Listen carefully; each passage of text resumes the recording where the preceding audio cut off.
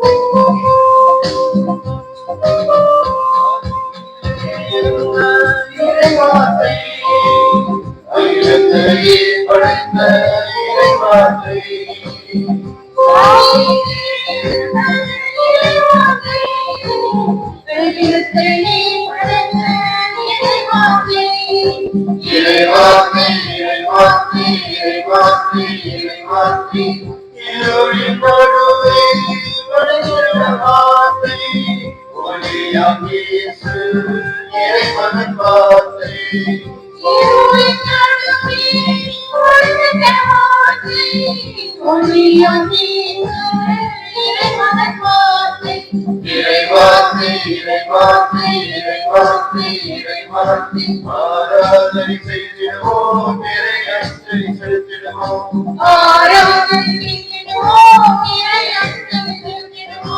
அஞ்சலி அஞ்சலி வார்த்தை வடிவாம் தேவனுக்கு அஞ்சலி அஞ்சலி வார்த்தை மதுவானவனுக்கு அஞ்சலி அஞ்சலி வார்த்தை வடிவாம் தேவனுக்கு அஞ்சலி அஞ்சலி வார்த்தை மதுவானவனுக்கு வார்த்தை இறைவார்த்தை வார்த்தை இறைவார்த்தை வாழ்வழிக்கும் இறைவார்த்தை வார்த்தை இறைவார்த்தை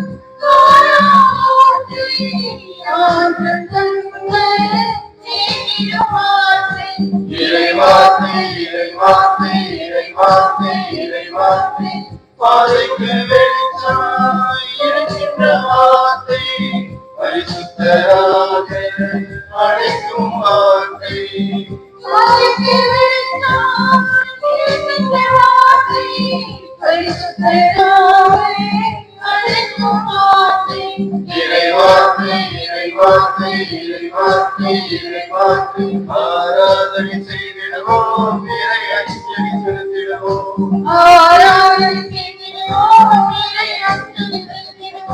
அஞ்சலி அஞ்சலி வார்த்தை வடிவாம் தேவனுக்கு அஞ்சலி அஞ்சலி வார்த்தை மறுவாழ்வுக்கு அஞ்சலி அஞ்சலி வார்த்தை வடிவாம் தேவனுக்கு அஞ்சலி அஞ்சலி வார்த்தை மறுவாழ்வுக்கு வார்த்தை இறைவார்த்தை வார்த்தை இறைவார்த்தை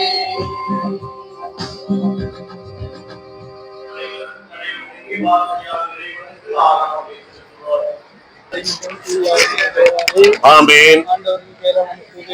அவரே விண்ணையும் மண்ணையும் படைத்தவர், அண்ணாவோடும் இருப்பாராக.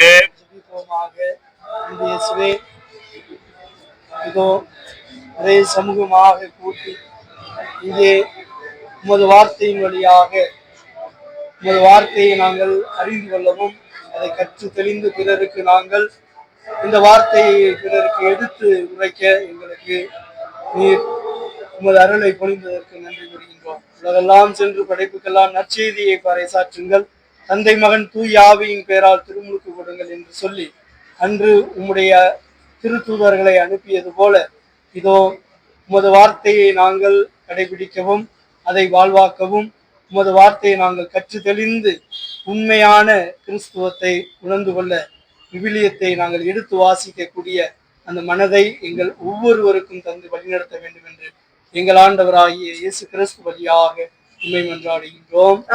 விண்ணுலகில் இருக்கிற எங்கள் தந்தையே,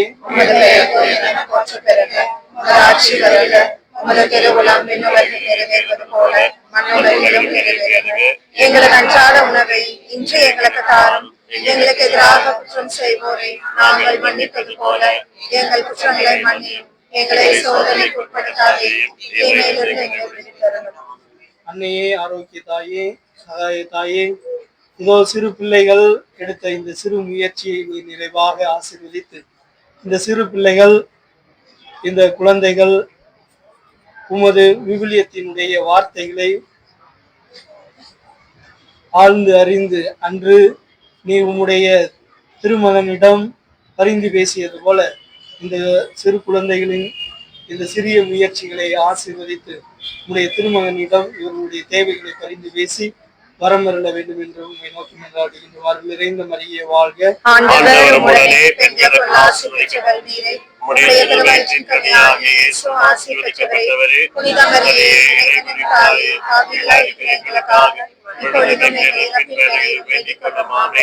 தூய ஆவியானவரே, இதோ எங்கள் ஒவ்வொருவரையும் நீ தொட்டு ஆசீர்வதித்தருளும்.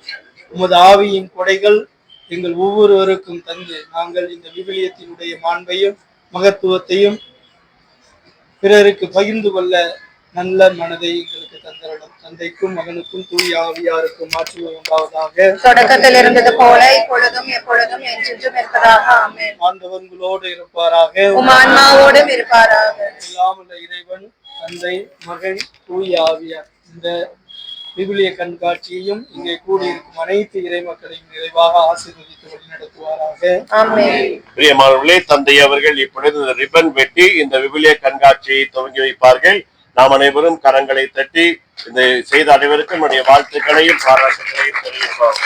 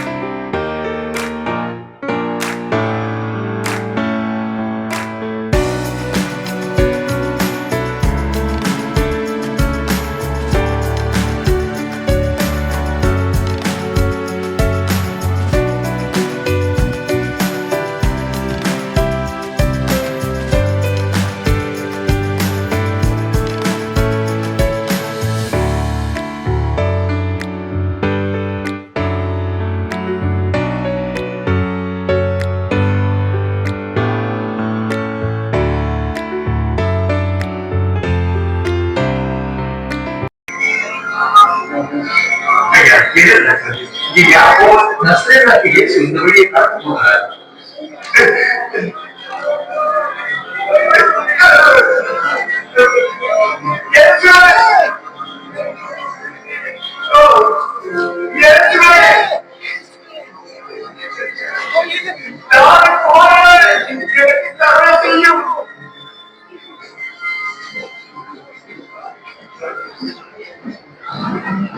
நான் உனக்கு என்ன செய்ய வேண்டும்? நான் பார்க்க விரும்புகிறேன்.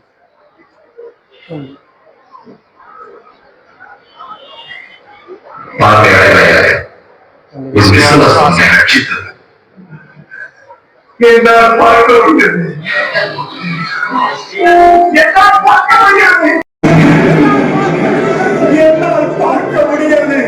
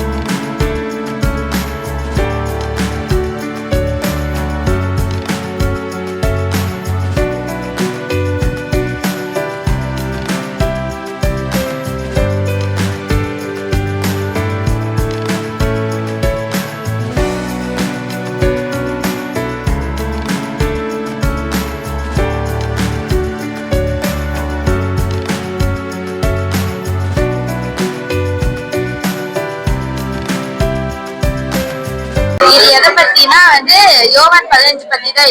இது ஒரு மரம்.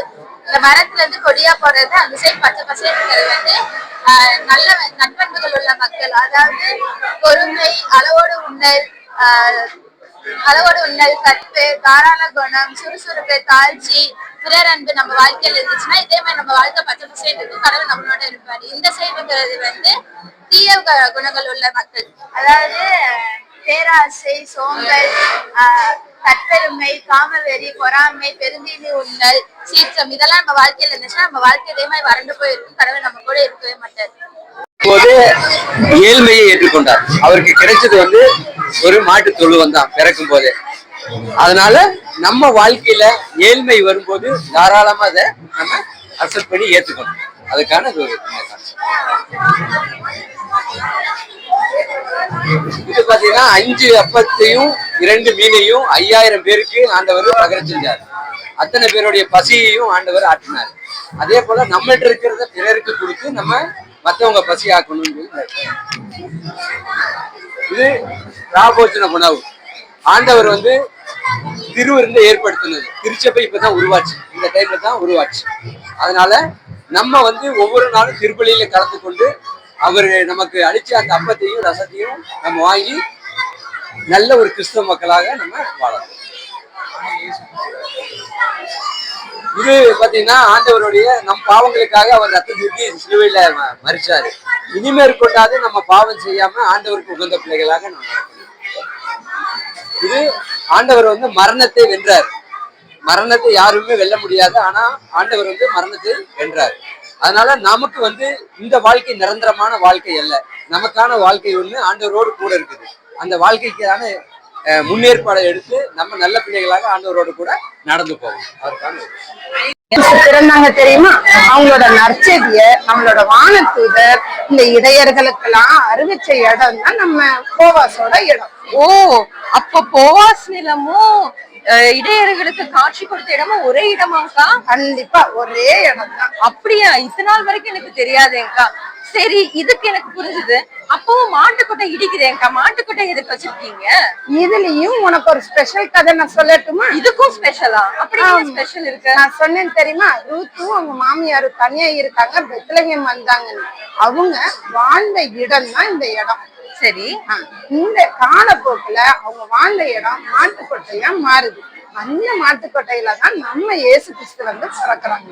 ஓ, அப்ப ரூத் வாழ்ந்த இடமும் இயேசு பிறந்த இடமும் ஒரே இடமா? கண்டிப்பா ஒரே இடம் தான். எவ்வளவு கனெக்ஷன்ஸ் இருக்குல்ல, எனக்கு இவ்வளவு நாள் தெரியாதே. இதே மாதிரிதான் நம்ம ரூத்துக்கும் நம்ம இயேசு கிறிஸ்துக்கும் எவ்வளவு இணைப்புகள் இருக்குதோ அதே மாதிரி நம்மளுக்கும் நம்ம இயேசு கிறிஸ்துக்கும் நிறைய இணைப்புகள் இருக்குது. உண்மைதாங்க நீங்க சொல்றது. அவரோட பிரசன்ஸ நம்ம தான் உணர மாட்டேங்கிறோம். இனிமே அவங்க பிரசன்ஸ உணர்ந்து நம்ம நடந்துக்கணும். கண்டிப்பா. இது என்ன அப்படின்னு சொல்லி எக்ஸ்பிளைன் பண்ணுங்க. உங்க பேரு? என் பேரு டாரிஸ். சொல்லுங்க. இது யோனாவுடைய கதை. இந்த யோனாவுடைய கதையில் என்னன்னா, இவர் எப்படி கடவுள் எப்படி நம்மளுக்கு ஒரு கமெண்ட் கொடுக்குறாரு, நம்ம எப்படி அதை ஈடுபடா செய்யணும் அப்படின்னு சொல்லி சொல்ல வர்றாரு. இவர் என்ன பண்ணுவாருன்னா, கடவுள் இவருக்கு ஒரு கமெண்ட் கொடுத்துருப்பாரு. அந்த இடத்துக்கு போ, நினாவோ அப்படிங்கிற ஒரு இடத்துக்கு போ. அந்த சொல்லியிருப்பாரு. அவரோட இதுல கடவுள் நம்மளுக்கு சொல்லுவார்ல, அந்த மாதிரி சொல்லியிருப்பாரு. இவரும் போகாம மறுத்துட்டாரு. ஏன்னா இஸ்ரேல் அவங்க எல்லாமே இஸ்ரேலுக்கு எதிரானவர்கள். அதனால அவர் அங்க போனா நம்மளால முடியாது, போவேன் அப்படின்னு சொல்லிட்டு விட்டுறாரு. கேட்காம வேற ஒரு இடத்துக்கு தப்பிச்சு போயிடலாம் அப்படின்னு சொல்லிட்டு போறாரு. ஸோ போகும்போது அந்த கடல்ல போயிட்டு இருக்கும்போது கடல் சீற்றம் வந்துருது. கடல் சீற்றம் வந்தனால அவங்க எல்லாருமே அவங்கவுங்க கடவுளுக்காக ப்ரேயர் பண்றாங்க. எல்லாருமே அவங்கவுங்க வேற கடவுளுக்காக ப்ரேயர் பண்றாங்க. அப்புறம் இவரு மட்டும் ப்ரேயர் பண்ணாம இருக்காரு. ஸோ இவரை பார்த்தோன்னு கேட்கறாங்க, ஏன் நீங்க மட்டும் ப்ரேயர் பண்ணாம இருக்கீங்க? உங்க கடவுளாக நம்மளை காப்பாத்துறோம், நீங்களா ப்ரேயர் பண்ணுங்க அப்படின்னு சொல்லி சொல்றாங்க. பட் அவரும் சரி ஓகேன்னு சொல்லி ப்ரேயர் பண்ண போயிட்டாரு. ஸோ போனதுக்கு அப்புறம் என்னாச்சு, சீட்டு குளிக்க போட்டாவது பார்க்கலாம், யாரு குற்றவாளின்னு தெரிஞ்சுக்கலாம், எதனால நமக்கு நடக்குது தெரிஞ்சுக்கலாம் அப்படின்னு சொல்லி சீட்டு குளிக்க போட்டு பாக்குறாங்க. சீட்டு குளிக்க போடும்போது யோனா அப்படின்னு பேர் வருது. யோனா பேர் தான் வருது. யோனா பேர் தான் வருது. யோனா பேர் வந்ததுக்கு அப்புறம் ஸோ இவங்க எல்லாரும் சேர்த்து அவரை கீழே தள்ளி விட்டுறணும் அப்படின்னு சொல்லி நினைக்கிறாங்க. ஸோ தள்ளி விட்டதுக்கு அப்புறம் அந்த கடல் சீட்டை வந்து நார்மல் ஆயிடும். நார்மல் ஆனதுக்கு அப்புறம் கடவுள் உருவாக்கி வச்சிருந்த அந்த மீன் வந்து என்ன பண்ணுது, அவர் வந்து முழுங்கிடுது. முழுங்கினால அவர் உள்ள இருந்து 3 நாள் 3 இரவு பிரேயர் பண்றாரு. 3 நாள் 3 இரவு பிரேயர் பண்ணி மனம் திரும்பினால அவர் வந்து கரையில வந்து அவரை விட்டுரு அப்படின்னு சொல்லி சொல்றாங்க. அதனால அவர் கரையிலேயே விட்டுருது. கரையிலேயே விட்டுருது. அதுக்கப்புறம் என்ன ஆகுதுன்னா, மறுபடியும் அந்த அவரு கொடுத்தாருல ஒரு கமாண்ட், அதை வந்து நிறைவேற்றுறதுக்காக இவர் மறுபடியும் போறாரு. அந்த இடத்துக்கு 2 நாள் நடந்தே போறாரு. 2 நாள் நடந்தே போறப்போ அவர் ரொம்ப சோர்வாயிடுறாரு. தண்ணி எதுவுமே இல்லை. போய் அந்த இடத்துல நின்று நல்லா கெஸ் வாங்கி அதுக்கப்புறம் அந்த இடத்துல அறிவிக்கிறாரு, இந்த இடம் அழிய போகுது, எல்லாம் மனதிருங்க அறிவிக்கிறாரு. ஸோ அந்த இடம் இது எடுத்திருக்கேன். ஏன்னா இது கரெக்டான போட்டோவான்னு தெரியல, பழைய போட்டோனால 800 BC எடுத்து. ஆமா, இப்போ இது 2000. சூப்பரா குட். இது வந்து பைபிள்ல இருக்கு. இப்போ மெசியா, கிரைஸ்ட் அப்படின்னு சொல்றதெல்லாம் வந்து சீரோ அப்படின்னு சொல்லிட்டு பொருள் தராங்க. இது வந்து ப்ரூவ் பண்ணிருக்காங்க. மூலமா ப்ரூவ் பண்ணாங்க. அவரு பாரிஸ் அந்த இடத்துல வந்து அவங்க கண்டுபிடிச்சிருக்காங்க, அந்த மாதிரி வளருது அப்படின்னு சொல்லிட்டு ஒரு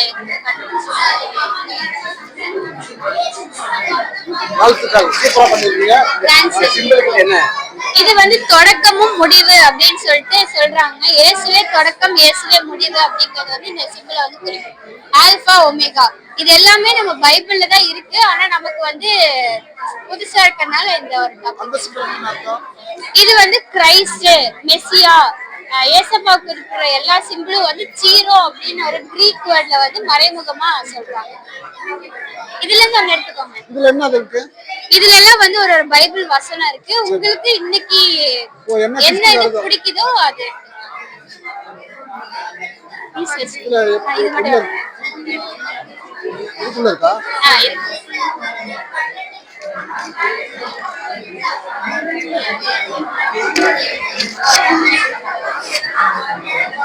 Let all that you do be done in love. 1 Corinthians 16:14. இது நான் வச்சுக்கா? Okay, thank you. இது வந்து நம்மள வந்து பாதுகாக்கிறவங்க அப்படிங்கிற ஒரு பொருள். ஆங்கர்னா நம்மள செக்யூரா பாத்துக்கிறவங்க அப்படின்னு ஒரு பொருள். டாபிக் வந்து என்னன்னு பார்த்தோம் அப்படின்னா, ஆபிரகாம் வந்து ஈசாக்கை வந்து பலி கொடுக்கறது. ஆபிரகாம் வந்து ஆபிரகாமுக்கு வந்து ரொம்ப நாள் குழந்தை இல்லாம இருந்துச்சு. அப்புறம் வந்து கடவுளோட கிருபையினால வந்துட்டு என்ன கிடைச்சுன்னு பார்த்தோன்னா குழந்தை பாக்கியம் கிடைச்சிச்சு. அப்புறம் வந்து ஆண்டவர் வந்து என்ன சொல்றாருன்னு பாத்தீங்க அப்படின்னா, ஆபிரகாம் வந்து அவரை வந்து சோதிக்கிறதுக்கு வந்து என்ன பண்றாரு, கடவுள் வந்து அவரை சோதிக்கிறதுக்கு வந்து என்ன பண்றாருன்னு பாத்தீங்க அப்படின்னா, அவர்கிட்ட வந்து ஒரு கட்டளை கொடுக்குறாரு. இந்த மாதிரி வந்து நீ கடவுளோட உன்னோட மகனை வந்து நீ வந்து பலி கொடுக்கணும், ஈசாக்க வந்து பலி கொடுக்கணும் அப்படின்னு வந்து சொல்றாரு. அதனால வந்து மோரிய மலைப்பகுதியில வந்து ஒரு மலைப்பகுதிக்கு வந்து கூட்டிட்டு போய் உன்னோட மகனை வந்து நீ பலி கொடுக்கணும் அப்படின்னு வந்து சொல்லுவாங்க.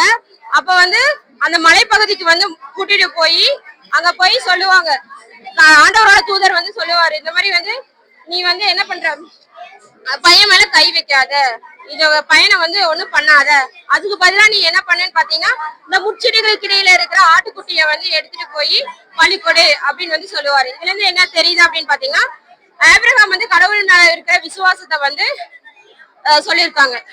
இங்கே சிறுவன் ஒருவன் இருக்கிறான், அவனிடம் 5 வார்கோதுமை அப்பங்களும் 2 மீன்களும் உள்ளன. ஆனால் இத்தனை பேருக்கு எப்படி போதும் என்றார். இது 5 அப்பம் 2 மீன்கள் இருக்கிறது. அங்கே புல்கரையில் மக்கள் இருக்கிறார். மீன்களும் அப்பங்களும் பத்தாது. அதனால் இயேசு கடவுளுக்கு நன்றி செலுத்தினார். 5000 பேருக்கு பயன்படுத்தினார். மீதி இருந்த அப்பங்களை கடவுள் 12 கூடைகளுக்கு ரப்ப சொன்னார். அனைவருக்கும் வணக்கம். உபகார மாத அன்பியம். கடவுள் உலகத்தை 7 நாட்கள் உருவாக்கினார். முதல் நாள் பகல் இரவு, இரண்டாம் நாள் வானம் கடல், மூன்றாம் நாள் நிலம் தாவரங்கள் மற்றும் செடி கொடிகள், 4ஆம் நாள் சூரியன்கள் மற்றும் நட்சத்திரங்கள் மற்றும் சந்திரன்கள். 5ஆம் நாள் கடல் உயிரினங்கள் மற்றும் பறவைகள். 6ஆம் நாள் விலங்குகள் மற்றும் மனிதர்கள். 7ஆம் நாள் கடவுள் ஓய்வெடுத்தார். வணக்கம், நன்றி. அதாவது வந்து science to the pathway to God. Science மூலமா தான் நம்ம வந்து சயின்ஸ் போற வழியே வந்து காடுகிட்ட போற வழி. அந்த வழியை வந்து காடு வந்து அப்ப என்ன பண்ணியிருக்கிறாருன்னா ஃபர்ஸ்ட் வந்து பூமியை படைச்சார். ஆதி ஆகமத்துல முதல் அதிகாரத்துல பூமியை படைக்கிறார். பூமியில இருந்து ஒழுங்கற்றதா தான் இருக்கு பூமி. அப்புறம் 3ஆவது நாள் வந்து பூமியை படைச்சு மனிதனுக்கு கொடுக்குறாரு பூமியை. அப்புறம் 3ஆவது நாள் வந்து சன்னு ஸ்டாரு மூணு எல்லாத்தையும் படைக்கிறாரு. அப்ப வந்து நோவா, அப்ப சூப்பர் நோவான்ற ஒரு பிளம்பு, அந்த நெருப்பு பிளம்பு மூலமா அது வந்து அந்த ஸ்டார் வெடிக்குது. ஸ்டார் வெடிச்சு சிதறும் போது அதுல இருந்து வந்த துகள்கள் தான் மண்ணா நம்ம பூமியை நிரப்புச்சு. அந்த மண்ணுல இருந்ததான் மனிதனை படைச்சார். அந்த மனிதனுக்கு வந்து அப்ப அந்த ஸ்டார் 2017ல கப்ரியலாங்கிற ஒருத்தர் வந்து ஒரு ஆய்வு செஞ்சிருக்காரு. மனிதனுடைய சாம்பலை எடுத்து ரிசர்ச் பண்ணும்போது மனிதனுடைய சாம்பல்ல இருக்கிற அந்த துகளும் ஸ்டார்ல உள்ள துகளும் ஒரே மாதிரி இருந்தது. அப்ப இன்னைக்கும் நமக்கு வந்து ஸ்டார்ல உள்ள அந்த துகளும் நம்மளுடைய துகளும் ஒரே மாதிரி இருக்கு. அத வந்து காடு வந்து அப்பவே வந்து சயின்ஸ் மூலமா தான் உலகத்தையே படைச்சிருக்காரு. இந்த சயின்ஸுங்கிறது அவர் கையில இருக்கு. ஆனா இன்னைக்கு மனிதர்கள் என்ன சொல்றாங்க, நம்ம கையில சயின்ஸ் மூலமா தான் எல்லாத்தையும் படைச்சோம், குரங்குல இருந்து மனுஷன் தான் அப்படி இப்படி எல்லாம் நிறைய இது பண்றாங்க. அப்படி இல்லை, காடு நம்மளை படைச்சதே நம்முடைய ஹார்ட் இயங்குறதுக்கும் அந்த ஸ்டாரோடைய இயக்கத்துக்கும் அந்த சன்னோட இயக்கத்துக்கும் எல்லாத்துக்கும் நிறைய தொடர்பு இருக்கு. அதான் நம்ம பாடியில உள்ள இயக்கங்களே வந்து விண்ணுக்கும் மண்ணுக்கும் நமக்கும் நிறைய தொடர்பு இருக்கு. அததான் நாங்க சிம்பிளா காமிச்சோம். இவங்க வந்து டெபேரா, அவங்க வந்து முதல் பெண் நீதி தலைவரா இருந்தாங்க. கானானிய மன்னனோட படைத்தலைவர் வந்து சிசரா வந்துட்டு 20 ஆண்டுகளாவே இஸ்ரேல் மக்கள் எல்லாம் வந்துட்டு ரொம்ப ஒடுக்கி துன்புறுத்திட்டு இருந்தாங்க. அப்ப வந்து இந்த தெபோரா வந்துட்டு அவங்க விடுதலை செய்யறேன் அப்படின்னு சொல்லிட்டு இவங்களுக்காக போர் செய்வாங்க. அப்படி போர் செய்யும் போது சிசராவோட படைங்கெல்லாம் வந்துட்டு கொஞ்சம் கொஞ்சமா தோத்து போயிடும். அதை பார்த்துட்டு சிசரா வந்துட்டு யாக்கேல் அப்படின்ற ஒரு பொண்ணோட வீட்டுல போய் ஒரு கூடாரத்துல போய் மறைஞ்சிருந்திருப்பாங்க. அந்த பொண்ணு வந்து கூடார முனையாலேயே அவங்க நெற்றி பொட்டுல அடிச்சு அவங்களை கொன்றுவாங்க. அந்த நாளை வந்து ஆண்டவருக்கு வெற்றி பாடல் பாடி எல்லாரும் கொண்டாடுவாங்க. பிரிஸ்கிலா வந்து ஒரு யூத பெண்மணி. அவங்களுக்கு வந்து அகிலான்னு சொல்லி ஒரு ஹஸ்பண்ட் இருந்தாங்க. அந்த அகிலா வந்து ஒரு திருச்சபையை மரியாதைக்குரியவராக நடத்திட்டு வந்தாரு. அதுவும் இல்லாம அவங்க வந்து ஒரு மிஷினரி தொழில் செஞ்சுட்டு இருந்தாங்க. அவங்க கூட ஈடுபட்டவர் வந்து பவுல் வந்து ஒரு வசனத்துல இருக்காரு. அதாவது அப்போஸ்தலர் 18 to 19 வரை அந்த இதுல வந்து அப்போஸ்தலர்ல பவுல பிரிஸ்கிலாவையும் அகிலாவையும் விட்டு சென்றதாக அவர் வந்து சொல்வாரு. அவர் வந்து எங்க சென்றிருப்பாருன்னா ஜப ஆலயத்திற்கு சென்றிருப்பாரு. இதுல இந்த பிரிஸ்கிலாவோட பைபிள் வேர்ட்ஸ் என்னென்ன இருக்குன்னா அப்போஸ்தலர், ரோமையோ, 1 கொரிந்தியர், 2 தீமோத்தேயு, அந்த மாதிரி நிறைய வசனங்கள் இருக்கு. அதுவும் இல்லாம இவங்க எந்த இடத்துல வாழ்ந்தாங்கன்னா ரோமையோல அவங்களுக்குன்னு ஒரு குறிப்பிட்ட கிராமம் இல்ல. அவங்க வந்து தனியா நிறைய கிராமத்துல போய் எல்லா கிராமத்துலயும் தான் அவங்க வந்து வாழ்ந்தாங்க. 7th ஸ்டாண்டர்டுக்கு வந்து இப்போ வந்து ஏசப்பா வந்து 7 நாட்கள்ல என்னென்ன படிச்சாருன்னு வீட்டுல பார்க்கலாம். ஃபர்ஸ்ட் வந்து லைட் அண்ட் டே படிச்சாரு. செகண்ட்ல வந்து ஸ்கை, கிளவுட், ஓஷன்ஸ் படிச்சாரு. தேர்ட் வந்து லேண்ட், பிளான்ட்ஸ், ட்ரீஸ் படிச்சாரு. ஃபோர்த் டே வந்து சன், மூன், ஸ்டார்ஸ் படிச்சாரு. ஃபிஃப்த் டே ஃபிஷ், பேர்ட் தனித்தனியா படிச்சாரு. அப்புறம் 6th டே வந்து மேன், உமன், அனிமல்ஸ் படிச்சாரு. 7th டே வந்து ஏசப்பா வந்து ஓய்வு எடுத்தாரு. நாங்க என்ன பண்ணிருக்கோம் அப்படின்னா தானியல் சிங்க குகையில் தானியல் அப்படின்ற ஒரு நிகழ்வை மாடலா பண்ணிருக்கோம்.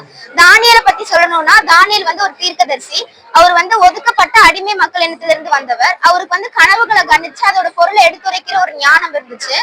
அதே போல அவர் வாழ்ந்து வந்த பாபிலோன் நாட்டுல பாபிலோன் அரசர்களை தான் வந்து கடவுளா கும்பிடணும்னு சொல்லி ஒரு சட்டம் இருந்துச்சு. அந்த சட்டத்திற்கு எதிர்ப்பா நின்னனால அவர் சிங்க குகையில போட்டாரு. அதுதான் இந்த நிகழ்வு. சோ நான் சொன்ன தகவலை வந்து பைபிள்ல சுருக்கமா அதிகாரம் 1:5-6 சுருக்கமா தெளிவா தெரிஞ்சுக்கலாம். Johann on inside the fish's stomach because that he was a very stubborn and disobedient man. He was supposed to go to Nineveh, but instead of going to Nineveh, he went to Spain.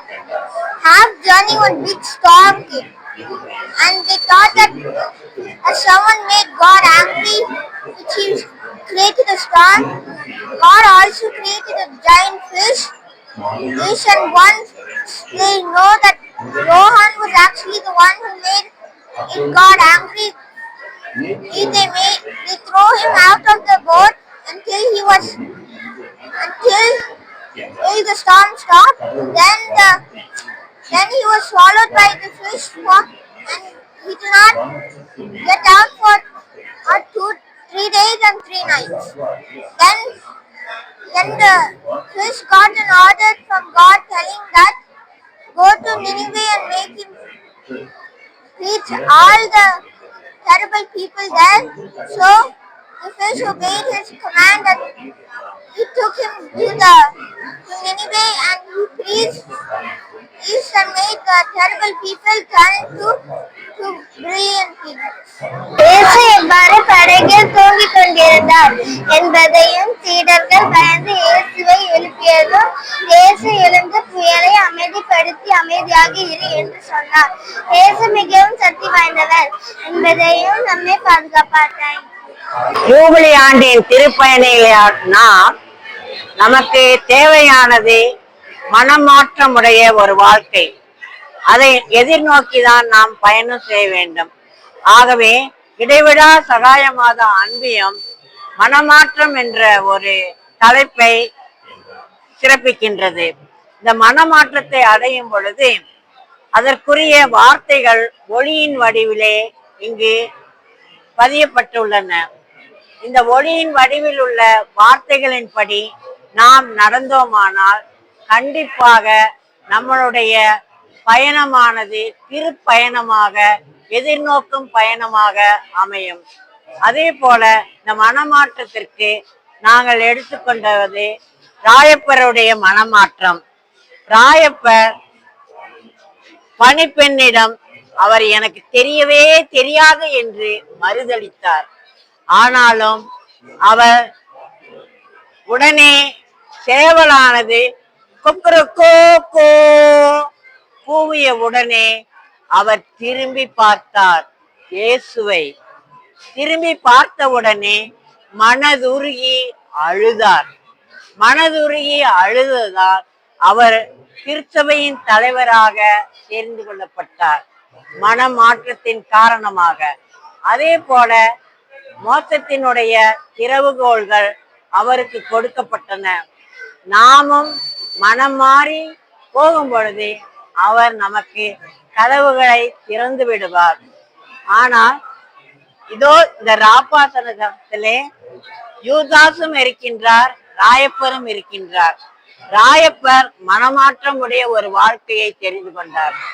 யூதாசோ தனக்கு நான் பாவம் செய்தேன் என்று அங்கலாய்த்து அழுதான். இருந்தாலும் 30 வெள்ளிக்காசுக்காக காட்டி கொடுத்தான்.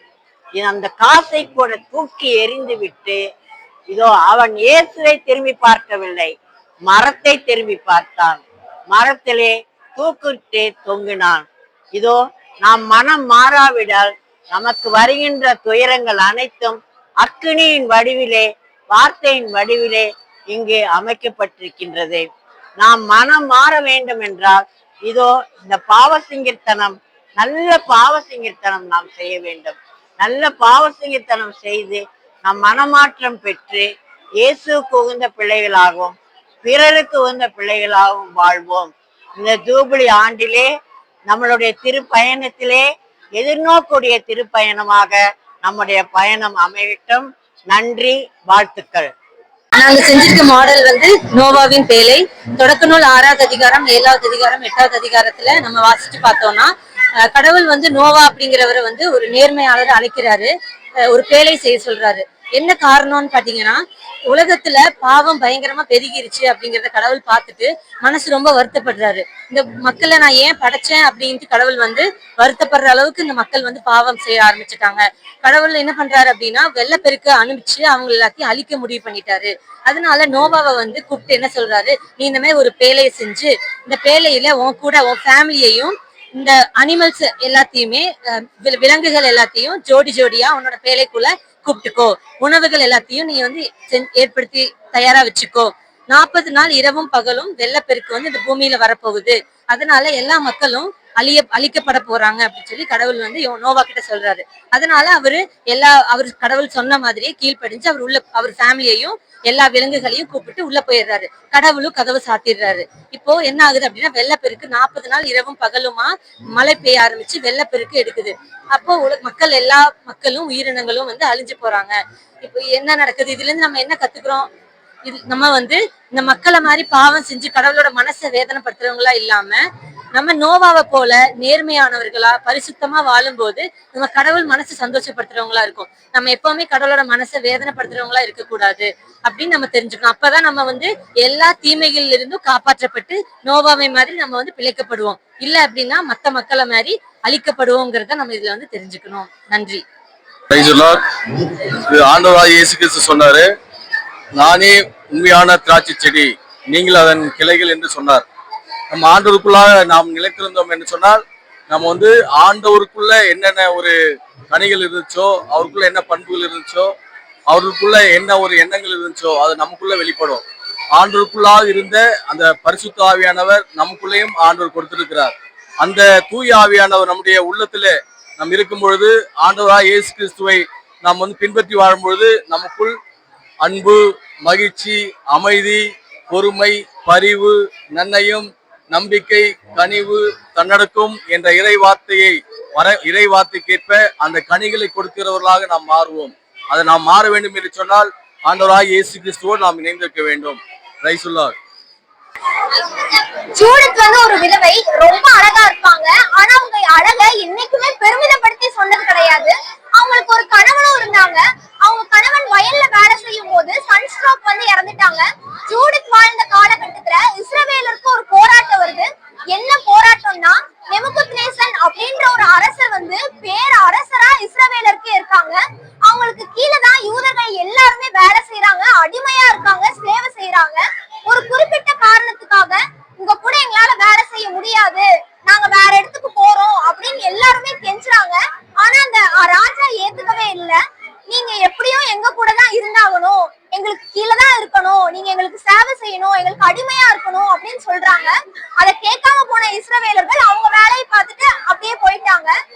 அவங்க வேலையை பார்த்துட்டு அப்படியே போனனால அந்த கோபம் அடைஞ்ச ராஜா என்ன பண்ணாங்கன்னா, அவங்களோட படை தளபதி ஹாலோபர்னஸ் கிட்ட இந்த மக்கள் எனக்கு கண்டிப்பா வேணும், நீ என்ன செய்வியோ எனக்கு தெரியாது, இந்த மக்கள் எனக்கு வேணும் அப்படின்னு சொன்னாங்க. அப்ப அந்த ஹாலோபர்னஸ் என்னென்னமோ முயற்சி எல்லாம் செய்யறான். ஆனா ஒண்ணுமே நடக்கல. ஏன்னா அது ஆண்டவருடைய பிள்ளைகள், ஆண்டவருடைய வம்சத்தார் வந்த பிள்ளைகள்னால என்ன யோசிச்சாலும் ஒண்ணுமே நடக்க போறது கிடையாதுன்னு எல்லாருக்குமே தெரியும். அப்ப என்ன ஆகுதுன்னா, ஒரு அந்த ஹாலோபர்னஸ் அந்த தண்ணீர் வர வாய்க்கால அறுத்து விட்டுறான். அதனால தண்ணி வரமாட்டேங்குது. 30 நாளா அவங்க வறுமையில இருக்காங்க. அந்த வறுமையில இருந்தும் ஒரு நாடா ஒரு இனமா அவங்க செயல்படுறாங்க, ஜெபிக்கிறாங்க, ஆண்டவர் அவங்களுக்கு வழிகாட்டுறாரு. அப்ப அந்த அற்புதத்தை அவங்க நம்பி இருக்காங்க. எப்படியோ நம்ம தப்பிச்சிடலாம் அப்படின்னு நினைக்கிறாங்க. அப்ப என்ன ஆகுதுன்னா, எல்லாருமே ஒரு கூட்டம் கூடி ஒரு திட்டம் தீட்டுறாங்க. இந்த ஹாலோபர்னஸை எப்படியாவது நம்ம விட்டுட்டு போயிடணும், எப்படியாவது அவனை கொன்றணும் அப்படின்னு சொல்றாங்க. அப்ப என்ன ஆகுதுன்னா, அந்த ஹாலோபர்னஸை நம்ம கைக்குள்ள வச்சுக்கணும்னா அவனை கைக்குள்ள வச்சுட்டு அவனை கொன்றணும் அப்படின்னு எல்லாரும் யோசிச்சு முடிவு பண்றாங்க. அப்ப என்ன பண்றாங்கன்னா, இந்த ஜூடித், அப்பதான் அந்த ஜூடித்ன்றவங்க அந்த ஹாலோபர்னஸை கைக்குள்ள வச்சுக்கிறாங்க. கைக்குள்ள வச்சோன்னா அதை நம்பிய ஹாலோபர்னஸ் அவனோட கேம்புக்கு கூப்பிடுறாங்க. அப்ப அந்த கேம்ப்ல அதே இரவு ஒரு பெரிய பார்ட்டி நடக்குது. அந்த பார்ட்டியில என்ன நடந்துச்சுன்னா, அந்த நல்லா தண்ணி குடிச்சிடறான் அந்த ஹாலோபர்னஸ். மதிமயங்கி கிடக்குற அந்த சூழல்ல ஜூடித் ஒரு பெரிய வாள் எடுத்து அவன் தலையை துண்டிக்கிறான். அந்த துண்டித்த தலைய இஸ்ரவேல் மக்கள் கிட்ட சொல்றாங்கன்னா, இதோ உங்களை தாக்க வந்த அசுரன் அப்படின்னு சொன்னோன்ன எல்லாருமே ஒரு ஆச்சரியத்தோட பாக்குறாங்க. இவ்வளவு பெரிய ஆளையே கொண்டுட்டாளா அப்படின்ற மாதிரி பாக்குறாங்க. அப்புறம் என்ன சொல்றாங்கன்னா எல்லாருமே, பெண்களுக்குள் பேறு பெற்றவரே நீர் வாழ்க அப்படின்னு எல்லாருமே ஒரு ஆனந்தத்தோடு சொல்றாங்க. அனைவருக்கும் வணக்கம். எங்களது அன்பியம் கார்மல் மாதா அன்பியம். இங்க நாங்க என்ன செஞ்சிருக்கோம் அப்படின்னா 10 கன்னியர் உவமை, அதாவது த பேரபிள் ஆஃப் 10 பிரைட்ஸ்மெய்ட். இதுல என்னன்னா நம்ம ஆண்டவரோட வருகை காத்திருக்கோம். அதுல எப்ப எப்படி வருவாங்கன்றது நமக்கு தெரியாது. எந்நேரமும் நம்ம விழிப்பா இருக்கணும் அப்படின்றத கான்செப்ட். இங்க என்னன்னா ஆண்டவர் வருகை அப்ப 10 கன்னியர்கள் மணமகன் வரதை எதிர்கொண்டு போவாங்க. அந்த நேரத்துல விளக்குகள் ஏந்திட்டு போவாங்க. அந்த விளக்குகள்ல எண்ணெய் இருந்தாதான் விளக்குகள் எரியும், இல்லைன்னா எரியாதுல்ல. அப்ப விளக்கு எடுத்துட்டு போறப்ப அறிவிலிகள் முன்மதியுடையோர்னு 10 பேர் போவாங்க. அதுல 5 பேருக்கிட்ட விளக்கு மட்டும் இருக்கும், இன்னொரு 5 பேருக்கிட்ட விளக்கும் சேர்த்து எண்ணெயும் இருக்கும். இந்த நேரத்துல மணமகன் வர்றதுக்கு லேட் ஆகுறதுனால அவங்க எல்லாம் தளர்ச்சியில தூங்கிடுவாங்க. நடைபயணம் போனனால தளர்ச்சியில தூங்கிடுவாங்க. அந்த நேரத்துல எண்ணெய் இல்லாதனால விளக்குகளும் அணைஞ்சிரும். அப்ப விளக்கு வச்சிருக்காங்க, எங்களுக்கும் கொஞ்சம் எண்ணெய் கொடுங்க அப்படின்னு முன்மதியுடையோர்கிட்ட கேக்குறப்ப, எங்க கிட்ட விளக்குக்கு எண்ணெயை ஷேர் பண்ணிட்டா போதுமான அளவுக்கு பத்தாதனால நீங்க போய் கடைக்காரங்கள்ட்ட வாங்கிக்கோங்க அப்படின்னு சொல்லிடுவாங்க. இந்த நேரத்துல மணமகன் வந்துருவாரு. இவங்க வாங்க போனவங்களுக்கு அதுக்குள்ள திருவிருந்துக்கு போயிருவாங்க. விளக்குகளோட ஏந்திட்டு திருவிருந்துக்கு போயிருவாங்க. கதவு மூடப்பட்டோம். இந்த நேரத்துல அவங்க நாங்களும் உள்ள வரோம் ஐயா, கதவை திறங்கள் அப்படின்னு சொல்றப்ப, இல்ல எங்களுக்கு இது மூடப்பட்டுச்சு, நீங்க உள்ள வராதீங்க அப்படின்னு சொல்லிடுவாங்க. இது மூலியமா நமக்கு என்ன தெரியுதுன்னா, நம்ம எப்பவுமே ஒரு விழிப்பா இருக்கணும். ஆண்டவர் எப்ப வருவாங்கன்னு தெரியாது. நம்ம விசுவாசத்துடனும் நம்பிக்கையுடனும் ஆன்மீக கிருபையுடனும் நல்ல எண்ணங்களை கொண்டு இருந்தா ஆண்டவர் வருகை நம்ம எதிர்பார்த்து இருக்கலாம். இதுல நமக்கு என்ன நம்மளோட கான்செப்ட்ல நம்ம என்னெல்லாம் பண்ண முடியும் அப்படின்னா, நம்ம நேர்மையா இருக்கணும், அலட்சியமா இருக்கக்கூடாது, நல்ல சாட்சியம் கூறணும், நல்ல எண்ணங்களை கொண்டு இருக்கணும், கீழ்ப்படிதலோட இருக்கணும், நன்றியுடன் இருக்கணும். மெயினா இல்லாதவங்களுக்கு நிறைய ஆஃபரிங்ஸ் கொடுக்கணும், ஏழைகளுக்கு உதவணும், அப்பா அம்மாக்கு கீழ்ப்படிதலோட இருக்கணும். இப்படி இருந்தா நம்மளும் நல்ல கிருபையோட நல்ல ஆண்டவர் ஆசீர்வாதத்துடன் ஆண்டவர் வருகையை எதிர்பார்த்து நல்ல பரலோக வாழ்வை அடைய முடியும். நன்றி. ஏசப்பாவும் மாதாவும் கானாவூர் திருமணத்துக்கு போயிருந்தாங்க. அங்க போயிருக்கும் போது திராட்சை ரசம் தீர்ந்துருச்சுன்னு மாதா ஏசப்பா கிட்ட சொன்னாங்க. அப்ப ஏசப்பா மாதா கிட்ட சொன்னாங்க, என் நேரம் இன்னும் வரல அம்மா அப்படின்னு ஏசப்பா மாதா கிட்ட சொன்னாங்க. அப்ப மாதா வேலைக்காரங்க கிட்ட சொன்னாங்க, அவர் சொன்னதையே செய்யுங்க அப்படின்னு ஏசப்பா மாதா வேலைக்காரங்க கிட்ட சொன்னாங்க. அப்ப ஏசப்பா வேலைக்காரங்க கிட்ட கல்ஜாடியில தண்ணீர் நிரப்ப சொன்னாங்க. அப்ப வேலைக்காரங்க தண்ணீர் நிரப்பினாங்க. அப்புறமேட்டு ஏசப்பா அண்ணாந்து கைய உயர்த்தி பிரேயர் பண்ணாரு. அப்ப தண்ணீரை திராட்சை ரசமா மாறிச்சு கல்ஜாடியில இருந்து. அப்புறமேட்டு ஏசப்பா வேலைக்காரங்க கிட்ட சொன்னாங்க, திராட்சை ரசத்தை பரிமாறுங்க அப்படின்னு ஏசப்பா வேலைக்காரங்க கிட்ட சொன்னாங்க. அப்புறமே வேலைக்காரங்க எல்லாரும் திராட்சை ரசத்தை பரிமாறினாங்க. அப்ப அந்த ஃபங்க்ஷனுக்கு வந்த ஒருவர் திராட்சை ரசத்தை குடிச்சு பார்த்து மணமகன் கிட்ட சொன்னாங்க, இவ்வளவு ருசியான திராட்சை ரசம் எங்க இருந்து வந்தது அப்படின்னு அந்த ஃபங்க்ஷனுக்கு வந்த ஒருவர் மணமகன் கிட்ட சொன்னாங்க. இதுவே இயேசு செய்த முதல் புதுமை. நாங்க என்ன டாபிக் எடுத்துட்டோம்னா, எலியாவும் பாகாலும் பொய் இறைவாக்கினர். இது பைபிள் எங்க இருக்குன்னா 1 18ஆம் அதிகாரம் 17ல இருந்து 43 வசனங்கள்ல இருக்கு. இதை எதை குறிக்குன்னா, எலியான்றவர் ஒருவர், அவர் உண்மைக்கடவுளான ஆண்டவர் வழிபடுறவர். ஆனா அதுக்கு ஆப்போசிட்டா ஆகாப்ன்ற இஸ்ரேல் நாட்டோட அரசர், அவர் பாகால் என்ற பொய்க்கடவுளை வழிபடுறாரு. இவங்க 2 பேருக்கு நடுவுல என்ன ஆகுதுன்னா, ஆண்டவர் ஒரு நாள் எலியாட்ட சொல்றாரு, நீ போய் ஆகாப பாக்கும்போது போய் நெல், நான் அந்த இடத்துல மழை பெய்ய வைப்பேன்றாரு. ஏன் மழை பெய்ய வைப்பேன்னு சொல்றாருன்னா, இவர் இந்த நாட்டுல இவரோட அரசர், இந்த நாடு இவர் பொய்யான கடவுள் வழிபட்டனால நாடே ஒரு பாலைவனமா மாறி 3 வருஷமும் எந்த மழையும் இல்லாம ஒரு பயங்கர வறட்சியான நிலைமை மாறிடுச்சு. அதனால இவரு போய் அந்த ஆண்டவரோட சொல்ல கேட்டு இவர்கிட்ட போய் சொல்றாரு. யாரு? எலியா இறைவாக்கினர் போறாரு. எலியா இறைவாக்கினர் ஆகாபிட்ட போய் சொல்றாரு. ஆகாப் யாரு? ஆகாப் இஸ்ரேல் நாட்டோட அரசர். இந்த மாதிரி போய் சொல்லும் போது, நீ ஏன் இந்த மாதிரி பொய்யான கடவுளை கும்பிடுற, அதனாலதான் உன் நாடே இந்த மாதிரி ஒரு பாலைவனமாய் கிடக்குது, நீ உண்மையான ஆண்டவர் வழிபட்டனா உன் நாட்டுல மழை பெய்யும், ஒரு பயங்கரமான செல்வம் செழித்த நாடா இருக்கும் அப்படின்னு. அதுக்கு ஆகாப் என்ன சொல்றாரு, நீ ஏன் இந்த மாதிரி கலங்க மூட்டிட்டு இருக்கிற எங்களுக்குள்ளார, நீ பேசாம போ, நாங்க எங்க இஷ்டத்துக்கு பண்றோம்னு சொல்லும் போது எலியா சொல்றாரு, சரி நம்ம என்ன ஒரு முடிவுக்கு வரலாம், நான் சொல்ற அன்னைக்கு நீங்க எல்லாம் கார்மல் மலாடி வரத்து வந்துருங்க. அப்ப நாம என்ன பண்ணலாம்னா 2 பலிப்பீடம் கட்டலாம். நீ வந்து உன் பொய்யான கடவுளான பாங்களுக்கு ஒரு பலிப்பீடம் கட்டு, நான் வந்து என் உண்மையான கடவுள் எலியாவுக்கு ஒரு பலிப்பீடம் கட்டுறேன். சரி, நான் அந்த நாள் வருது. இவரோட அரசர் கூட 450 பேர் வராங்க. போலி தெய்வங்கள், இந்த அரசர் வந்து ஒரு பலிப்பீடம் கட்டுறாங்க. அது வந்து ரொம்ப அலங்காரமா கட்டுறாங்க. ஆனா இவர் கட்டுற பலிப்பீடம் வெறும் 12 கற்களை யூஸ் பண்ணி மட்டும் கட்டுறாங்க. சொல்லி இந்த 12 கற்கள் எதை குறிக்குதுன்னா இஸ்ரேலோட 12 குலங்களை குறிக்கிற மாதிரி கட்டுறாரு. இப்ப வந்து எளிய பாகால பொய்யிற வாக்கினர் வந்து பிரேயர் பண்ண ஆரம்பிக்கிறாங்க.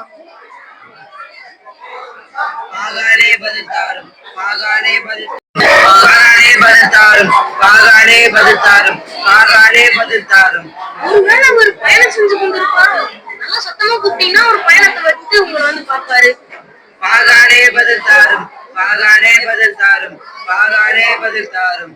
ஒருவேளை உங்க கடவுள் தூங்கி கொண்டிருப்பாருன்னு நினைக்கிறேன். அவர் நல்லா வெளிச்சதுமா நல்லா சத்தமா கூப்பிடுங்க.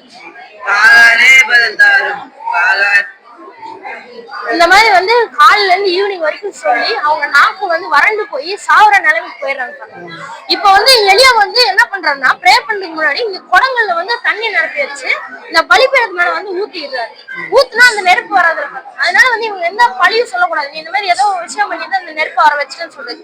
எவ்வளவு தண்ணி ஊத்திருக்காருன்னா ஒரு குளமா, அதை சுத்தி ஒரு குளமா மாறுற அளவுக்கு அவ்வளவு தண்ணி ஊத்திருக்காரு. அதுக்கப்புறமா எலியா வந்து ப்ரே பண்ண ஆரம்பிக்கிறாரு. ஆபிரகாம், ஈசாக்கு, இஸ்ரேல் என்பவர்களின் கடவுளாகிய ஆண்டவரே, இஸ்ரேலின் கடவுள் நீரே என்று இவற்றையெல்லாம் நான் வாக்கின்படியே செய்தேன் என்று இன்று இவர்களுக்கு விளங்க செய்தருளோம். நீரே கடவுளாகிய ஆண்டவர் என்றும் நீரே மக்களின் மனதை மீண்டும் மாற்றுவீர் என்றும் இம்மக்களுக்கு அறியும்படி எனக்கு பதில் தாரும். ஆண்டவரே எனக்கு பதில் தாரும். இவர் இப்படி சொல்லி முடிச்சதுக்கு அப்புறமா நெருப்பு வானத்துல இருந்து வந்து இந்த பலியை வந்து ஏற்றுக்கொள்ளுவார். இந்த பலியை ஏற்றுக்கொள்ளது இதை பார்த்து இந்த அரசர் வந்து என்ன பண்றாருன்னா இவர் கூட இந்த 450 பேரை வெட்டி கொலை பண்ணிட்டு இங்க இருக்கிற மக்கள் எல்லாம் வந்து என்ன ஒரே குரலா என்ன கத்துறாங்கன்னா ஆண்டவரே என் கடவுள், ஆண்டவரே என் கடவுள் 2 முறை கத்துறாங்க. அது எப்படி கத்துறாங்க? இப்படி கத்து முடிச்சதுக்கு அப்புறமா இவங்க எல்லாம் இதோட இது கதை முடிவு. இதுல இருந்து நம்ம என்ன தெரிஞ்சுக்கிறோம்னா நம்ம ஆண்டவர் மட்டுமே உண்மையான கடவுள். இது நம்மளுக்கு வந்து வேற தெய்வங்களையும் வழிபட்டு பொண்ணோ பொருள் மேல ஆசைப்பட்டு போனோம்னா நம்மளால வாழ்க்கையில எதுவுமே சாதிக்க முடியாது. நம்ம ஆண்டவரை தேடி போனோம்னா நம்மளுக்கு என்ன தேவையோ நம்ம தேடி போகணும். ஆண்டவர் வந்து அதை வந்து நம்மளை தேடி வர வைப்பாரு. இதுக்காக நம்மளுக்கு வந்து 10 கட்டளையிலும் விடுதலை பயணம் 20:3 சொல்லியிருக்கேன். என்னன்னா நானே உன் கடவுள் ஆகிய ஆண்டவர், என்னை தவிர வேற்று தெய்வங்கள் உனக்கு இருக்கல் ஆகாதுன்னு போட்டிருக்கு. இதை புரிஞ்சு நம்ம டெய்லி ஆண்டவர்கிட்ட ப்ரே பண்ணி இந்த மாதிரி நம்மளுக்கு என்னென்ன தேவைகள் வேணுமோ அனைத்தையும் சொன்னோம்னா நம்ம வாழ்க்கையில நம்ம முன்னேறி கொண்டே போகலாம், வாழ்க்கையில ஜெயிக்கலாம். நாங்க எங்களோட கான்செப்ட் பாத்தீங்கன்னா ஒரு லாசர் வந்து உயிர்த்தெழுதல் கான்செப்ட் பண்ணியிருக்கிறோம். அதுல வந்து மாக்கள் வந்து ஃபர்ஸ்ட் வந்து இது ஜீசஸ் வந்து பாக்குறாங்க.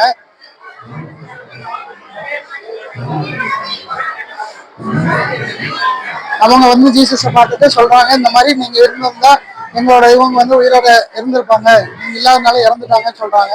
திரும்ப இந்த செய்தி வந்து ஜீசஸ் பார்த்த செய்தி வந்து மரியாள்கிட்ட போய் திரும்ப சொல்றாங்க அவங்க. அப்ப மரியாளும் சேர்ந்து வராங்க 2 பேரும். அப்புறம் அவங்க 3 பேர் சேர்ந்துட்டு அவரு ஜீசஸ் வந்து கல்லறைக்கு கூட்டு போறாரு. 3 பேருமே கல்லறைக்கு போறாங்க.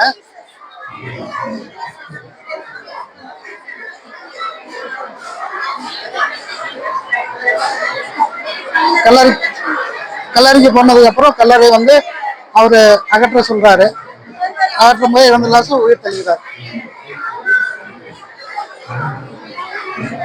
வணக்கம். மோசேயின் வழியாக இறை வார்த்தை முதலாக நமக்கு வார்த்தை எழுத்து வடிவில் வந்தது 10 கட்டளை மூலமாக. அந்த 10 கட்டளைகள் இந்த யூத மக்கள் வந்து உடன்படிக்கை பேழையில வச்சு எடுத்துட்டு போறாங்க. அந்த உடன்படிக்கை பேழையில இந்த 3 பொருட்கள் இருந்தது. ஆரோனின் கோலு, மன்னா, 10 கட்டளை கற்பலகை. இதை எடுத்துட்டு போனாங்க. இதுல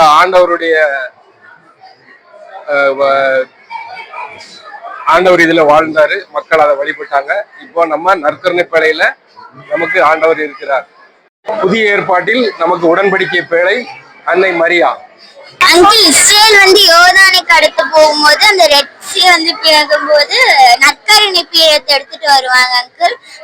எல்லாருமே நற்கருணை பீடத்துக்காக வெயிட் பண்றாங்க அங்கிள். கான்செப்ட் என்ன அப்படின்னா பைபிள் கேரக்டர் உள்ள மிரியாம் அப்படின்ற ஒரு கான்செப்ட் எடுத்திருக்கோம். இவங்க மோஸ்ட்லி யாருக்கும் தெரிஞ்சிருக்க வாய்ப்பு இல்லைன்னு நாங்க நினைக்கிறோம்.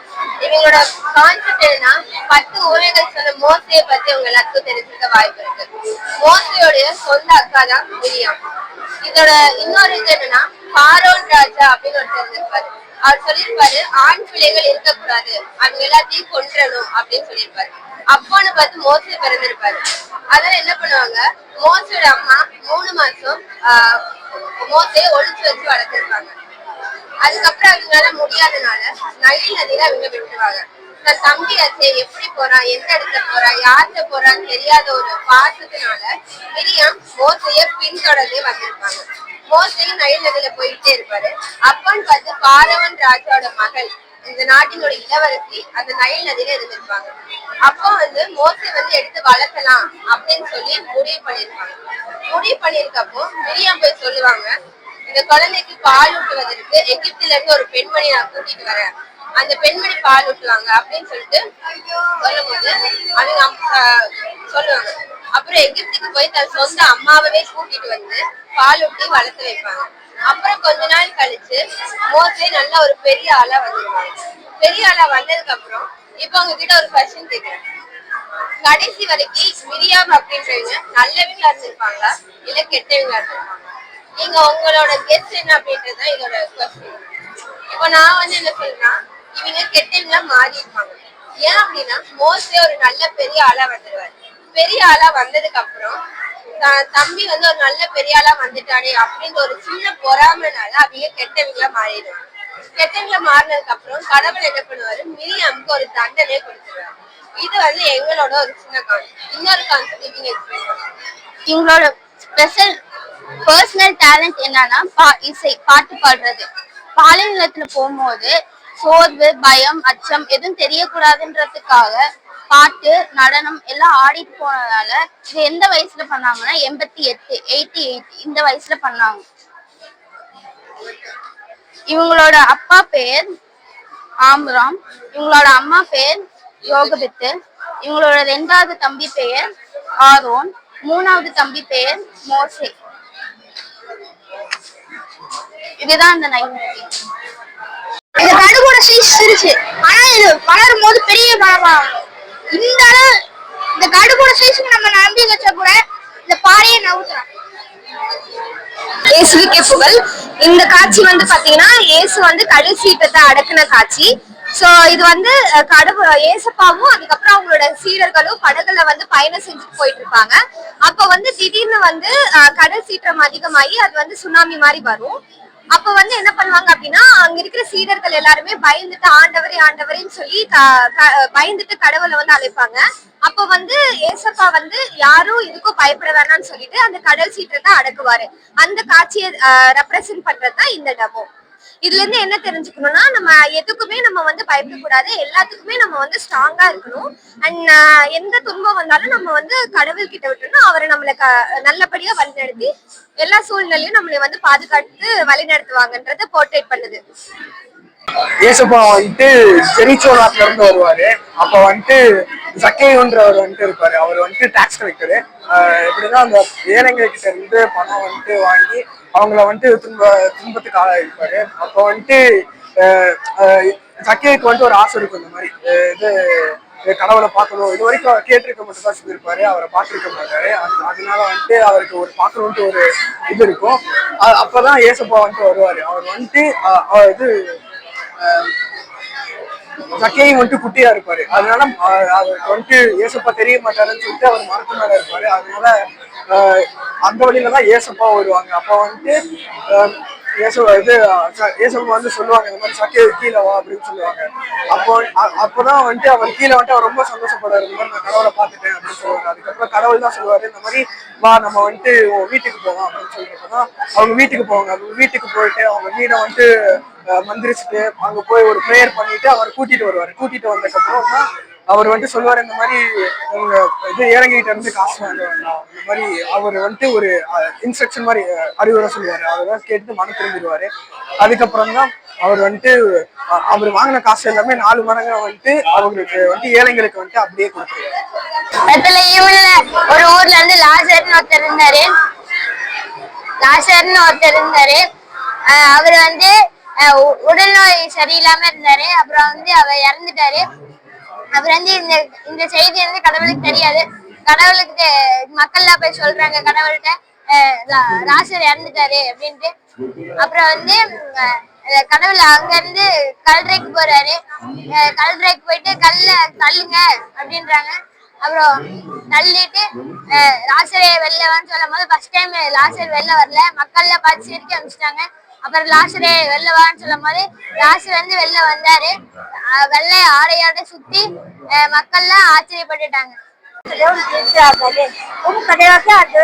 வீணாக பயன்படுத்தாது. ஒரு நாள் சிறியதாக சிறைப்படுத்த கருத்தாயிரு. உன் தந்தையும் தாயும் மதித்து நட. கொலை செய்யது, விபச்சாரம் செய்யது, களவு செய்யது, பிறருக்கு எதிராக பொய்ச்சாட்டு செய்யது, பிறர் மனைவி மீது ஆசை கொள்வது, பிறர் பிள்ளையை எதையும் கவர்ந்திட விரும்பாது. இது வந்து பெத்தஸ்டா குளம். இந்த குளத்தை சுத்தி நிறைய நோய்பாடு கூட படுத்திருந்தாங்க. தேவத்துவங்க வந்து இந்த குளத்துல தண்ணீரை கலக்கும் போது முதல்ல யார் இறங்குறாங்களோ அவரோட நோய் வந்து குணமாயிரும். இவரு வந்து 38 ஆண்டுகளாக நோயால படிச்சிருந்தாரு. இயேசுப்பன் வழியா போயிட்டு நீங்க ஏன் இந்த குளத்துக்கு போய் இறங்குறேன்னு அப்ப கேட்டாரு. அப்போ சொன்னாரு, என்னை இறங்குறதுக்கு ஆள் இல்ல, அதனால நான் குளத்துக்கு போய் இறங்க முடியல, நான் இறங்குறது கூட வேற யாரும் இறங்கிருக்காங்க அப்படின்னு சொன்னாரு. அப்ப இயேசுப்பன் சொன்னாரு, உங்க நோய் குணமாயிருமா நம்புறீங்களா அப்படின்னு கேட்டாரு. அப்போ சொன்னாரு, ஆமா. அப்ப இயேசுப்பன் சொன்னாரு, உடனே உன் படுக்கையை எடுத்துனாரு அப்படின்னு சொல்லி ஏசப்பா அற்புத பண்ணாரு. அவர் நோய் குணமாயிருச்சு. நம்மளும் வந்து ஏசப்பா கிட்ட வேணும்னா நம்ம நோயும் குணமாயிரும். ஜீசஸ் வந்து 30 வருஷம் அவரோட ஃபேமிலியோட இருந்தாரு. மிச்சம் 3 வருஷம் வந்து சீடர்களோட வார்த்தைகள் பேசினாரு. இயேசு ஒரு நாள் மக்கள் கூட்டத்தை கண்டவுடன் அவர் ஒரு மலை மேலே அமர அவர் திருவாய் மலர்ந்து கூறிய வார்த்தைகள். அவர் பண்ண ஃபர்ஸ்ட் மிராக்கிள் வந்து கானாவூர் திருமணத்துல வந்து தண்ணீரை வந்து திராட்சரசமா மாத்தினாரு.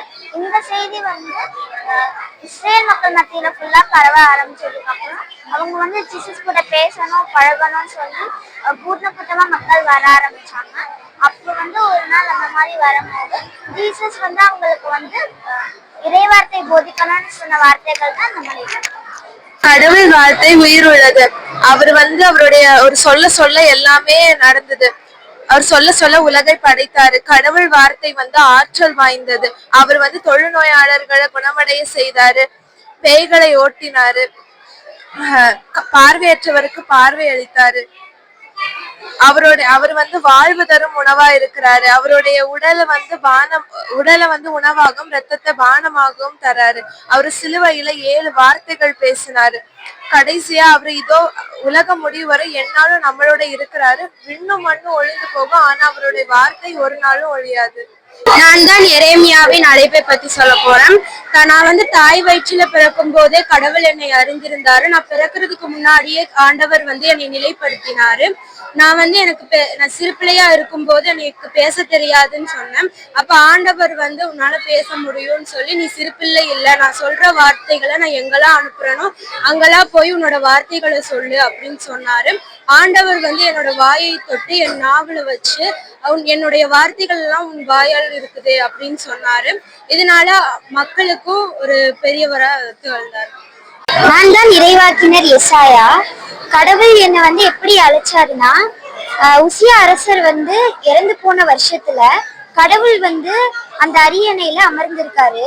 அவருடைய ஆடை வந்து அந்த கோவில் முழுக்க வந்து நிரம்பி இருக்கு.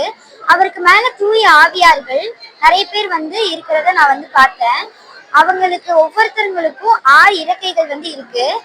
2 இறக்கைகளால தங்களுடைய முகத்தை வந்து மூடிக்கிட்டாங்க. இன்னும் 2 இறக்கைகளாக காலை வந்து மூடிக்கிட்டாங்க. இன்னும் 2 இறக்கைகளை பறக்கிறதுக்காக பயன்படுத்தினாங்க. அதுல இருந்து ஒரு தூய ஆவியார் என் பக்கத்துல வந்து, நெருப்பு பொரிய வந்து குரட்டால் எடுத்து என்னுடைய நாவுல வச்சு, அப்போ கடவுள் வந்து சொன்னாரு, உன்னுடைய பாவம் வந்து மன்னிக்கப்பட்டது, நீ வந்து தூய மனிதரா ஆயிட்ட அப்படின்னு அவர் வந்து சொன்னாரு.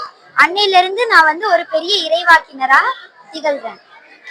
ஆண்டவே நாயர் எனக்கு எதுவும் குறையில்லை. பசுமொழி மலை மீது அவர் என்னை இளைப்பாறும் செய்வார். அமைதியான நீர்நிலைக்கு அவர் என்னை அழைத்துச் செல்வார்.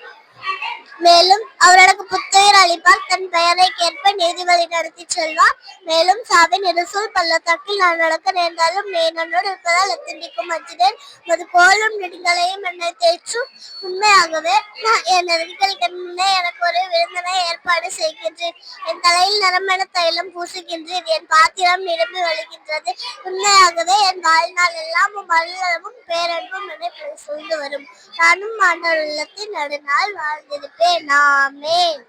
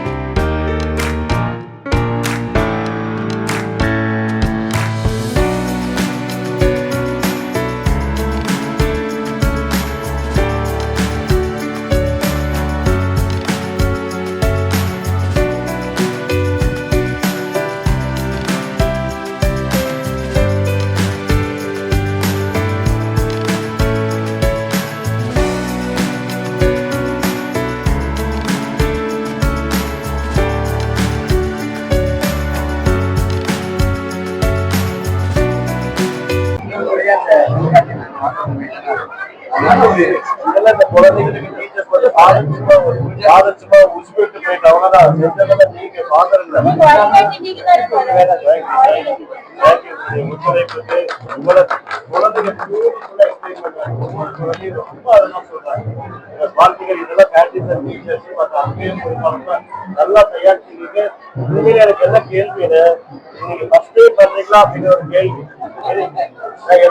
எத்தனையோ பங்கல பத்து வருஷத்துல செஞ்சிருக்கிறோம்.